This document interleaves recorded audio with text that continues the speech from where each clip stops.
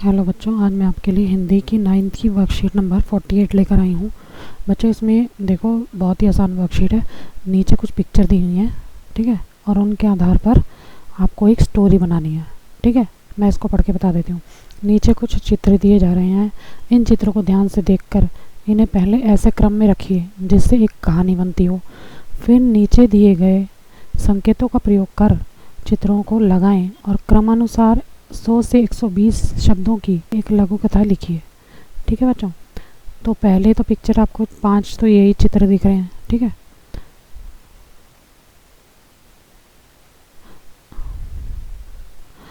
इन 10 चित्रों के आधार पर आपको एक लघु कथा बनानी है। मैं संकेत भी एक बार आपको पढ़ के बता देती हूँ। उनको एक और बच्चा मिला। प्रधान ने समझाया उसकी माँ को भी मजदूरी करनी पड़ती थी। पहले उसकी बहन ने मजदूरी शुरू की। उनको विद्यालय जाना पसंद है, अलग अलग जगह मजदूरी करनी पड़ती। ठीक है, और लास्ट में आपको कोविड के लिए एक संकेत दिया है। ठीक है बच्चों, तो आज की वर्कशीट में यह है। मैं इसके आप आंसर बता देती हूँ क्या है। तो इसका आंसर है बाल मजदूरी पर कथा। ओके, कविता और राजू का परिवार शिवपुर गांव में रहता था। कविता और राजू पति पत्नी थे तथा उसकी एक बेटी सपना थी। उसकी आर्थिक परिस्थिति अच्छी नहीं थी। कुछ समय बाद राजू की बीमारी के कारण वह बहुत कमज़ोर हो गया। डॉक्टर ने उसे मेहनत का काम करने से मना कर दिया। पत्नी कविता ने उसे घर पर रहकर आराम करने तथा दवा खाने की नसीहत दी और स्वयं मजदूरी करना आरंभ कर दिया। परिवार की आर्थिक स्थिति और ख़राब होती चली गई, जिसके फलस्वरूप सपना को अपनी पढ़ाई छोड़कर अपनी माता के साथ मजदूरी करना शुरू करना पड़ा। सपना की आयु 13 वर्ष की थी तथा वह कक्षा 8 में पढ़ती थी। मजदूरी के दौरान सपना को वहाँ और एक बच्चा मिला जो उसकी उम्र का था। वह भी मजदूरी कर रहा था। उस बच्चे का नाम हरीश था।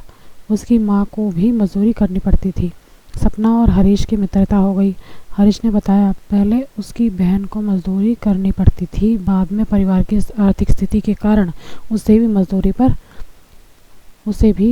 करनी पड़ी।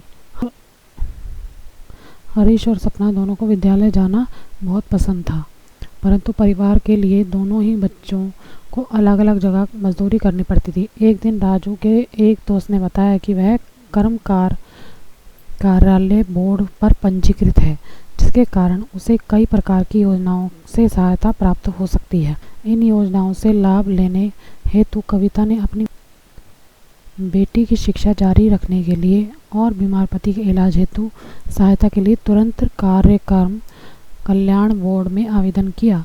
इसके फलस्वरूप मेधावी छात्र पुरस्कार योजना में धनराशि दी गई, जिसके फलस्वरूप उसने मजदूरी छोड़कर आगे की पढ़ाई शुरू की और गंभीर बीमारी सहायता योजना से लाभ लेकर राजू का इलाज भी ठीक से चलने लगा था। ओके बच्चों, तो ये थी इसमें एक कहानी या लघु कथा जो आपको लिखनी थी। आज की वर्कशीट में इतना ही बच्चों। अगर आपको मेरा वीडियो पसंद आए तो प्लीज़ मेरे चैनल को लाइक करना, सब्सक्राइब करना। Thank you very much.